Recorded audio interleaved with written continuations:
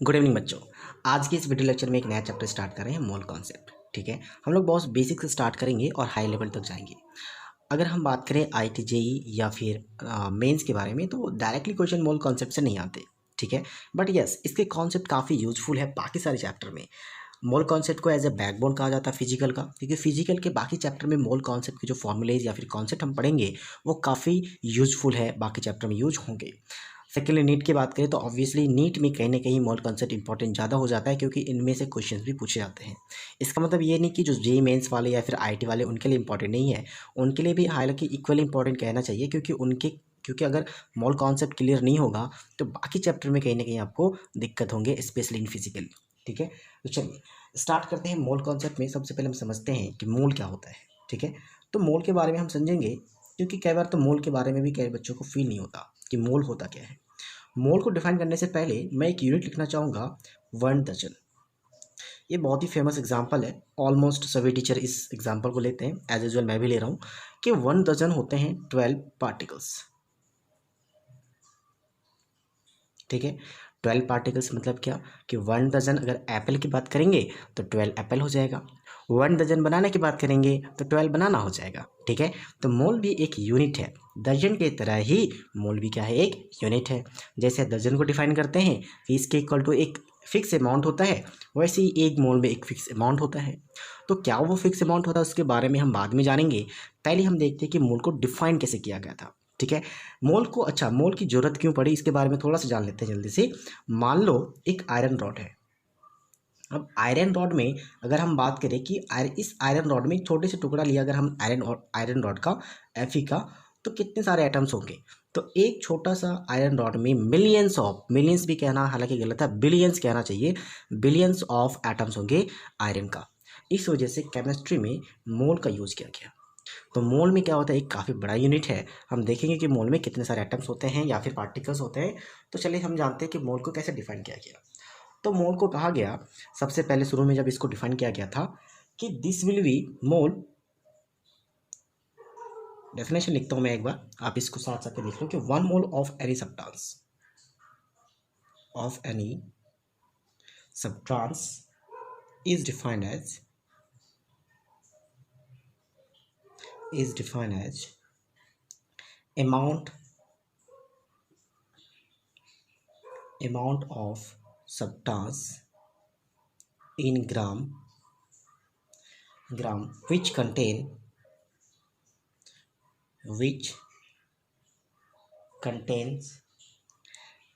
as many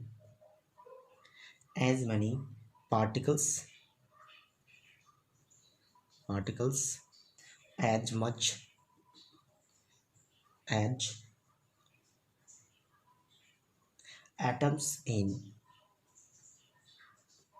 12 gram of C12 isotopes। ठीक है, देखो क्या क्या आ गया, सिंपल सा डेफिनेशन को समझो सिंपल वे में कि एक मोल में उतने ही पार्टिकल्स होंगे, एज मनी पार्टिकल्स। ठीक है, उतने ही पार्टिकल्स होंगे जितना कि 12 ग्राम ऑफ C12 कार्बन में एटम्स होंगे। मीन्स आपको सबसे पहले ये मेजर करना होगा कि 12 ग्राम ऑफ कार्बन आइसोटॉप्स में मीन्स कार्बन 12 लेना है, क्योंकि कार्बन के 2 आइसोटॉप्स होते हैं। वैसे तो कह रहे हैं 3 चाहिए, 12, 13, 14, बट मेजरली हम लोग 2 को यूज़ करते हैं, 12 और 14 को। वैसे 12 की बात करें तो ये अराउंड 99% आपका C12 ही होता है यहाँ पे। ठीक है, 99%। अब इन्होंने सबसे पहले डिफाइन किया कि 1 मोल में हम कितने लेंगे। जैसे यहाँ पे यूनिट कहा था कि 1 मोल एक यूनिट है, तो कहा कि 1 मोल इज इक्वल टू उतना ही वैल्यूज होगा जितना कि आपका 12 ग्राम ऑफ कार्बन में एटम्स हो गए। तो सबसे पहले आपके पास टास्क हो गया कि 12 ग्राम ऑफ कार्बन में कितने एटम्स हैं उसको पहले कैलकुलेट करो। तो 12 ग्राम ऑफ कार्बन में जितने एटम्स होंगे उन एटम को हम कहेंगे 1 मोल। या फिर कोई भी अलग सब्सटेंस लेना हो तो उस सब्सटेंस का उतना ग्राम लेना है जितने के ग्राम में अगर उसका हम एटम्स कैलकुलेट करें तो वो इस 12 ग्राम ऑफ कार्बन के एटम्स के इक्वल आ जाए। ठीक है, तो उस ग्राम को भी कहेंगे कि वो क्या है, 1 मोल के इक्वल है। क्लियर है, तो चलो सबसे पहला टास्क अब ये बना कि 12 ग्राम ऑफ कार्बन में कितने एटम्स है, इससे पहले कैलकुलेट कर लो। तो चलिए इसको देखते हैं कि इसको कैसे कैलकुलेट किया गया। तो इसको कैलकुलेट करने के लिए मास स्पेक्ट्रोमीटर का यूज किया और एवोगाड्रो साइंटिस्ट ने क्या किया, इसको कैलकुलेट किया।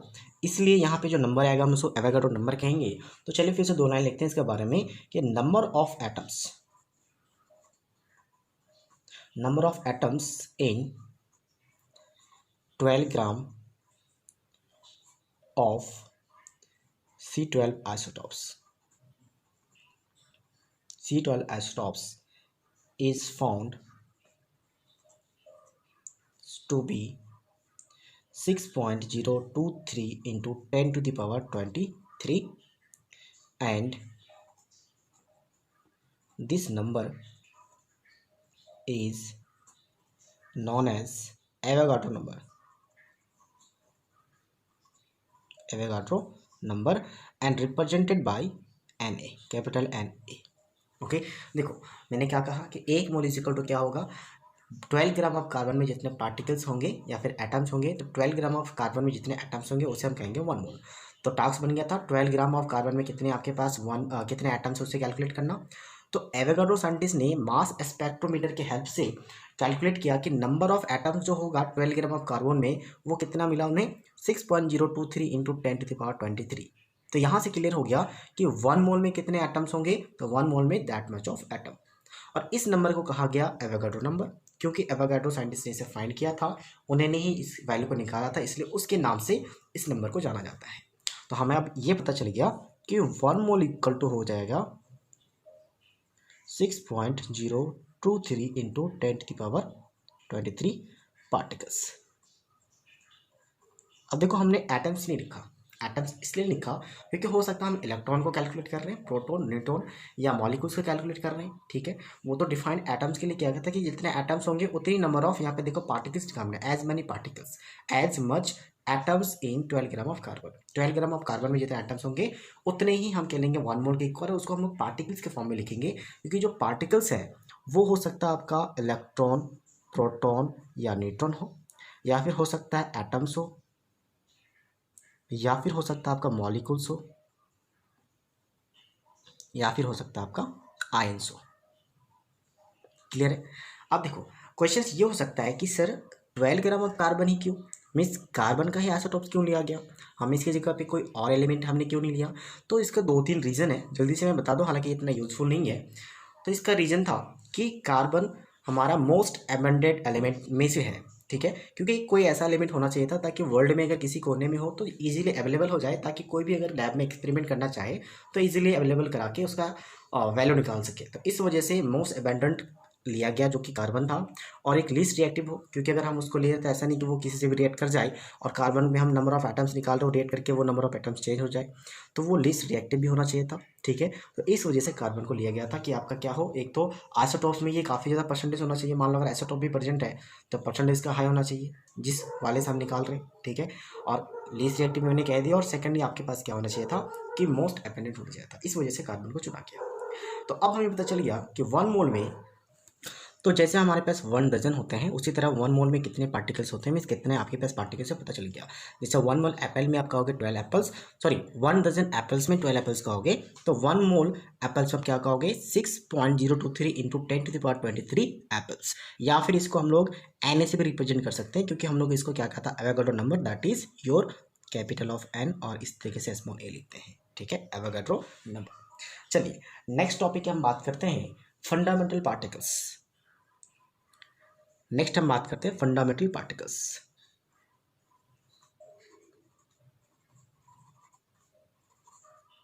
देखो फंडामेंटल पार्टिकल्स कौन कौन से होते हैं, इलेक्ट्रॉन, प्रोटॉन और न्यूट्रॉन। इनके हमें मास के बारे में पता करना है कि मास क्या होता है और चार्ज क्या होता है। जो बेसिक वैल्यूज़ हैं वो इनमें यूज होंगे, हालांकि हो सकता है पहले प्रीवियस क्लास में देखा होगा अपना 19 में, बट फिर भी एक बार हम लोग लिखते हैं जल्दी से कि इलेक्ट्रॉन का मास होता है 9.1 into 10 to the power -31 kg, और इसका चार्ज हो जाता है -1.6 into 10 to the power -19 coulomb.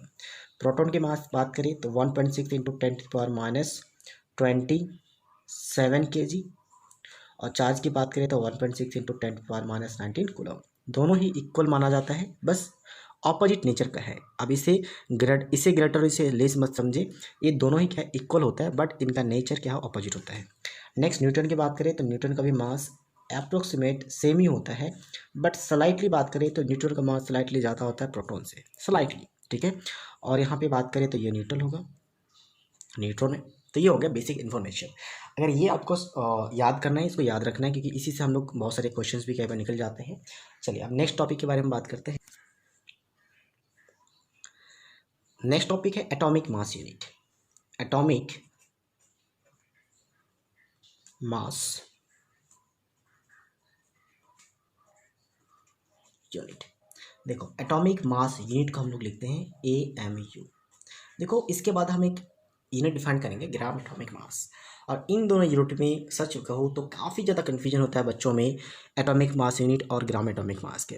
तो थोड़ा सा इसको अगर आप ध्यान से देखोगे तो बहुत इजीली समझ आ जाएगा कि क्या डिफरेंस है दोनों में, फिर कभी कन्फ्यूजन नहीं होगा। तो आप एक बार ध्यान से देखो और ध्यान से कॉन्सेप्ट को समझो, तो फोकस बनाओ इस टॉपिक पे। एटॉमिक मास यूनिट क्या होता है? Mass of one atom, that's it. Atomic mass unit का यूनिट हम लिखेंगे AMU, और ये होता है mass of one atom, that's it, इतना ही है इसमें। अब देखो इससे हम atomic mass unit AMU means एक एटम का मास हमें पता करना है।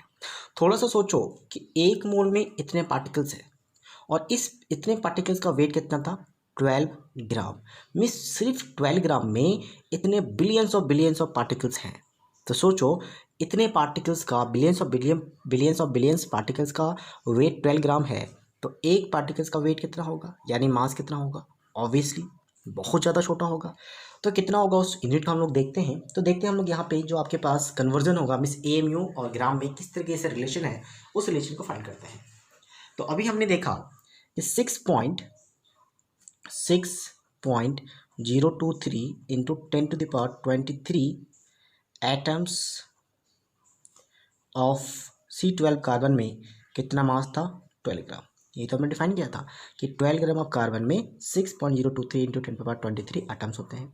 तो यहाँ पे अगर हम बताएं कि 1 atom is equal to 1 atom of C12 carbon कितना हो जाएगा? तो 12 अपॉन, इसको हम लोग Na लिख लेते हैं, शॉर्ट ज़्यादा अच्छा रहेगा, ठीक है। वैसे तो आपके पास क्या है, यहाँ पे आपका होना चाहिए था दिस वैल्यू से डिवाइड करना था, बट हमने क्या किया, इस वैल्यू को हमें पता है कि ये एवोगाड्रो नंबर के इक्वल है, तो हमने एवोगाड्रो नंबर लिख लिया। अब 1 एटम का मास कितना है? तो कार्बन का 1 एटम का मास होता है 12 AMU। कैसे होता है इसको भी हम लोग डिफाइन करेंगे, पहले इस यूनिट को देख लेते हैं, फिर हम इसे भी डिफाइन करेंगे कि 12 कार्बन का जो एटॉमिक मास है, यानी कि एक एटम का मास 12 AMU किस तरीके से होता है।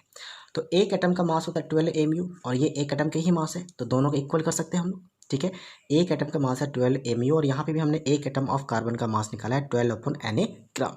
दोनों को अगर हम इक्वेट करेंगे तो यहाँ से क्या पता चलेगा, 12 AMU इक्वल टू 12/Na ग्राम। तो आई होप ये समझ आया होगा। 12 कैंसिल, तो यहाँ से आ गया 1 AMU is equal to 1/Na gram. तो ये यूनिट आपका यहाँ से निकल के आ गया कि 1 AMU is equal to 1/Na gram. Okay, तो हमने प्रीवियसली देखा कि 1 AMU is equal to 1/Na gram आ चुका था। अगर हम इसका एक्चुअल वैल्यू निकालें तो Na का वैल्यू होता है 6.023 इंटू 10⁻23, ये ग्राम हो जाएगा।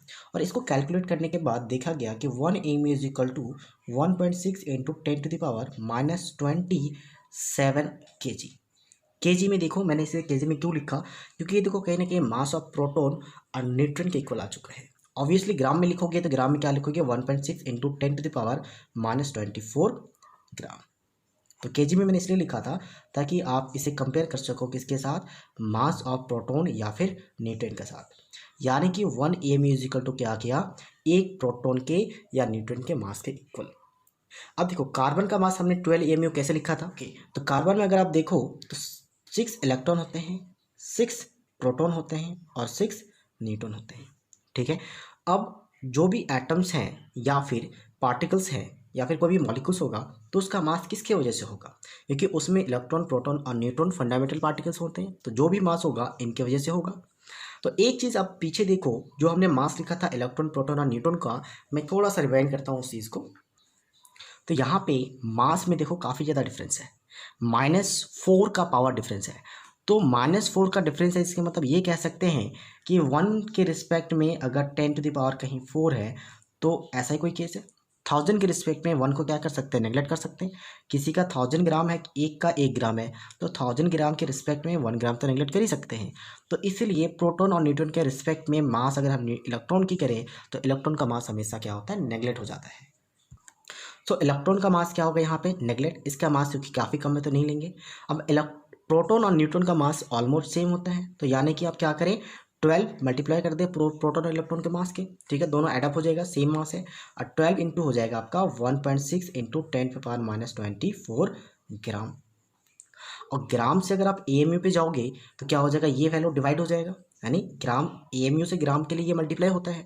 तो ग्राम से अगर एएमयू पे जाना है तो ये वैल्यू डिवाइड होंगी, और जब डिवाइड होंगी तो ये हो जाएगा 12 AMU, क्योंकि ये वैल्यू जब डिवाइड होंगी तो ये कट जाएगा एग्जैक्टली सेम। जब कट गया तो यहाँ पे क्या पता चला कि कार्बन का मास 12 AMU आ गया, ठीक है, इस वजह से 12 AMU दिया जाता है। चलो, अगर आपका एटॉमिक मास यूनिट क्लियर हो गया है जिसको हम लोग AMU से रिप्रेजेंट करते हैं, तो अब हम देखते हैं next gram atomic mass. Gram atomic mass, okay, तो ग्राम एटॉमिक मास की बात करें तो ये होता है मास ऑफ 1 मोल ऑफ एटम। अब डिफरेंस समझना, और इस डिफरेंस को अच्छे से समझना, अदरवाइज आपको काफ़ी प्रॉब्लम होता है, काफ़ी सारे बच्चों को प्रॉब्लम होता है, काफ़ी मैंने देखा इस दोनों ही में कन्फ्यूजन होता है। बट हाँ, अगर आप थोड़ा सा केयरफुली पढ़ो तो फिर कोई कन्फ्यूजन नहीं होगा और कभी कुछ प्रॉब्लम भी नहीं होगी इसमें। तो देखो क्या कहा हमने, मास ऑफ 1 मोल ऑफ एटम, वहाँ पे क्या था, मास ऑफ 1 एटम, ठीक है। एक एटम का मास को कहेंगे AMU, एटॉमिक मास यूनिट, यानी कि कार्बन का एक एटम लिया था तो 12 AMU आया था। और AMU की वैल्यू जब ग्राम में लिखेंगे तो इतना मल्टीप्लाई होगा, सोचो कितना छोटा मास है, ठीक है। 1 ग्राम का 24 टाइम्स नीचे आएगा, इतना डिवीजन होगा, हालांकि वैल्यू यहाँ पे ऊपर भी कुछ होगा, उसका 24 10⁻24 टाइम्स। अब यहाँ पे मास देख रहे हैं हम लोग 1 मोल ऑफ एटम का, कि 1 मोल ऑफ एटम में कितना मास होगा, ठीक है। तो 1 मोल ऑफ एटम में मास निकालने के लिए हमने शुरू में ही देखा था कि 6.023 इंटू 10⁻23 एटम्स ऑफ कार्बन का मास था कितना, 12 ग्राम। और यही तो वैल्यू था 1 मोल, तो ये 1 मोल था, और इसी को हमने देखा था 1 मोल, तो 1 मोल ऑफ कार्बन का मास हो गया 12 ग्राम। यानी कि जितना नंबर ऑफ इलेक्ट्रॉन तो कैंसिल हो जाएगा, प्रोटॉन और न्यूट्रॉन होगा, उसी को एड अप कर दे तो हमारा क्या आ जाएगा, 1 मोल ऑफ एटम का मास, मीन्स 1 मोल कार्बन का मास हो जाएगा 12 ग्राम। बट द डिफरेंस इज कि यहाँ पे AMU आएगा यूनिट में और यहाँ पे आएगा 12 ग्राम। फिर से इसको समझो जल्दी से एक बार, 6.023 इंटू 10⁻23 एटम्स ऑफ कार्बन का मास था 12 ग्राम, यानी कि ये क्या था, 1 मोल के इक्वल। तो 1 मोल ऑफ कार्बन में 12 ग्राम है, ये हमने शुरू में डिफाइन किया था। तो यहाँ से हमें पता चल गया कि हम चाहे एक एटम का मास निकालें या फिर 1 मोल का, वैल्यूज़ में दोनों सेम होगा, वैल्यूज़ में क्या है, दोनों सेम है, बट दोनों का यूनिट डिफरेंट होगा, ठीक है। यहाँ पे भी सेम करेंगे, आपका प्रोटॉन और न्यूट्रॉन, सिर्फ ये किस में आ जाएगा, ग्राम में आ जाएगा। तो वैल्यू में दोनों सेम होगा बट आपका यूनिट में डिफरेंट होगा। या फिर हम इस तरीके से भी कर सकते हैं, यूनिटरी मेथड से सिंपल एक मैं मेथड बताता हूँ कि mass of 1 atom, mass of 1 atom क्या हो जाएगा आपका, 12 AMU। 12 AMU को ग्राम में लिखे तो क्या हो जाएगा, 12/Na ग्राम, ठीक है। ये तो था 1 AMU is equal to 1/Na gram. तो उसी को हमने यूज किया कि mass of 1 atom of carbon, यहाँ पे कार्बन लिख रहे हैं क्योंकि हम कार्बन की बात कर रहे हैं, नाइट्रोजन, ऑक्सीजन, हाइड्रोजन कुछ भी ले सकते हैं। तो वहाँ पे क्या हो जाएगा, इस 12 की जगह पे जितना उसमें प्रोटॉन और न्यूट्रॉन होंगे उसके इक्वल हो जाएगा। तो mass of 1 atom is equal to हो गया 12 AMU, और AMU को कन्वर्ट किया 12/Na ग्राम। अब देखो हमें निकालना मास ऑफ 1 मोल, तो मास ऑफ 1 मोल का मतलब कितना है, 6.023 इंटू 10⁻23 एटम्स, यानी कि Na एटम्स में 1 मोल होता है। तो Na एटम्स का मास निकाल लो, Na एटम्स ऑफ कार्बन, तो कितना हो जाएगा 12/Na इंटू Na ग्राम, तो ये कैंसिल हो जाएगा।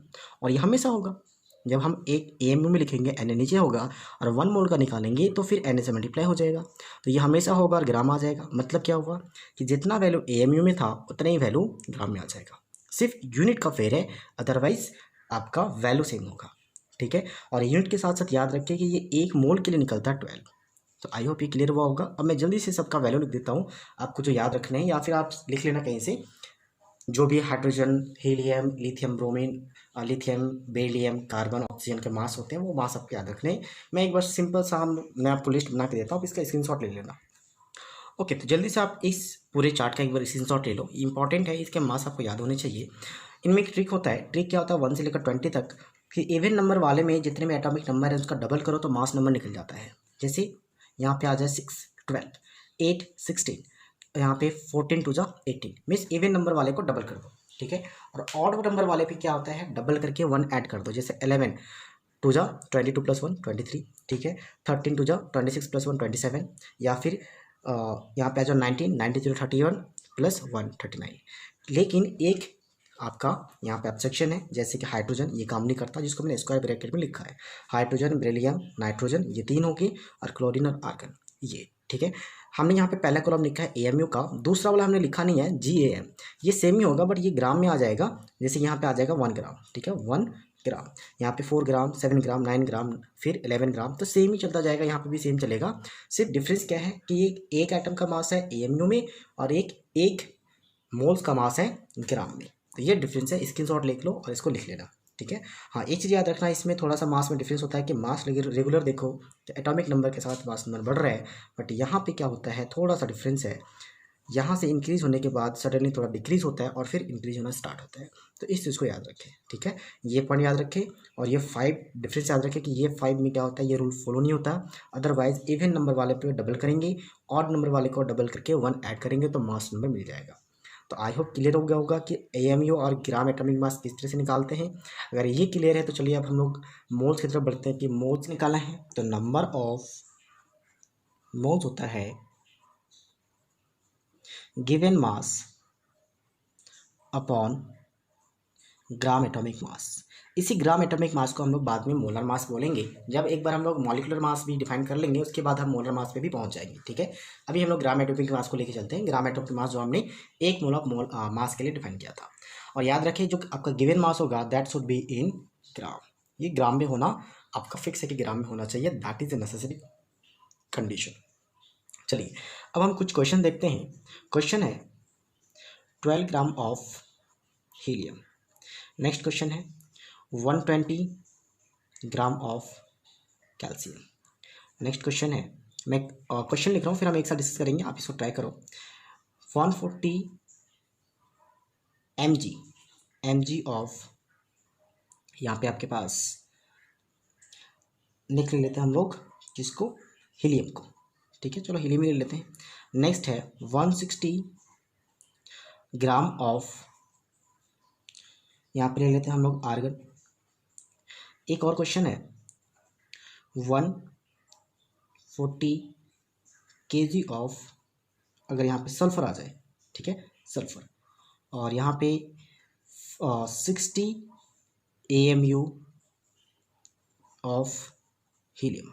चलो इन क्वेश्चन को डिस्कस करते हैं, वन बिन के नंबर ऑफ मोल्स कैसे निकालना है। देखो सबसे पहले जो ये क्वेश्चन है 1 2 3, ये काफ़ी ईजी है क्योंकि इनमें ग्राम में गिवे है ना, डायरेक्टली नंबर वैल्यू पुट करोगे आंसर मिल जाएगा। पहला क्वेश्चन क्या हो जाएगा नंबर ऑफ मोल्स में, बहुत ही ईजी है। नंबर ऑफ मोल्स कैसे निकालेंगे, 12 अपॉन इसका ग्राम एटॉमिक मास देखो जल्दी से 4 था तो ये आ गया 3।